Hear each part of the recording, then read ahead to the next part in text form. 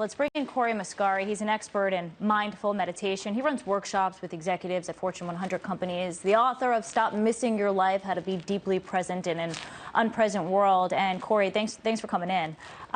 You hear news like this. We're always running around in our busy, busy lives. We hear the political discourse here in our country. How stressed out are we as a nation, as a world? Yeah, very much so. I don't think anyone needs me to tell them how stressed they are. Most people feel it on a macro level and in a micro level. And the political system is just further indication of that. So what can we do to kind of just let out some air, relieve the stress a little bit? Yeah. Well, I think it's important to look at one of the definitions we have of stress, and that's when our perceived demands are greater than our perceived resources to meet those demands. So the key word there is what?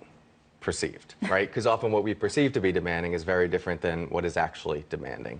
So a lot of times, like if we look at any given moment in our life, like the perceived demand is everything that could happen, that could go wrong, that we have to get done, but we drop into what's actually going on in a moment. Usually this moment is a little less of a catastrophe than we're making it out to be. Not always, sometimes it is. So but we a lot can't of moments quiet it's not. our minds. Yeah, like when you're in the shower, are you actually in the shower? You're usually at work already, in traffic, caught up in everything that has to be done. But really in that moment, what's actually going on, you're just rubbing soap on your body, shampooing your hair. So how do we still that mental and constant to-do list? Yeah, that keeps writing itself. Right, and so that's the training itself. A lot of my background is in mindfulness meditation, which is essentially at the heart of it a focus-based practice. When I go into corporations, the first thing I'll do is I'll ring bells and have them listen to the sound of the bell all the way until it dissolves into silence. Do they struggle with what you're teaching in the beginning, them? they look uncomfortable. They're like, "Oh, what's this? This seems weird, a little hippie."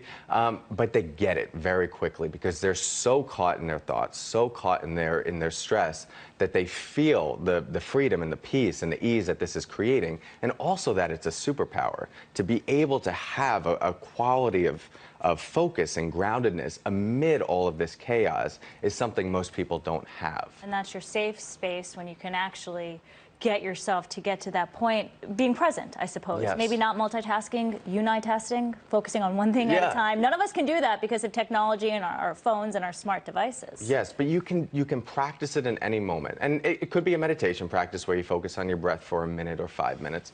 But you could do it while you're having a conversation, while you're talking to your child, while you're driving. All of those are opportunities to bring your full presence, full focus into the moment. Maybe we'll all be nicer people as a result. Yes, I think so too. Cory Muscara, thanks for coming in. Thanks so much. Good advice. Thank you. It is a little stressful.